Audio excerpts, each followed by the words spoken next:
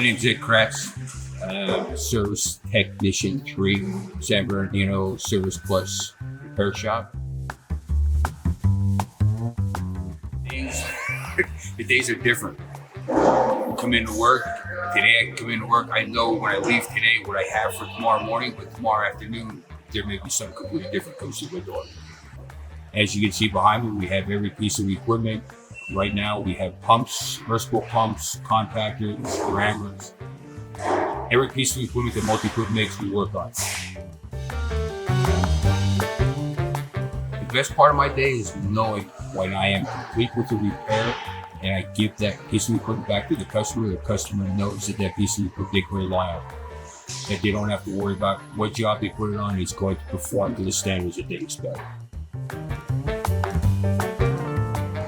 We do the repair and they'll come back to get the service done because at that point they know we are confident in what we do here as far as getting the equipment back to factory standards, to operation, and we have repeat people. They bring the equipment in for service now instead of just repair.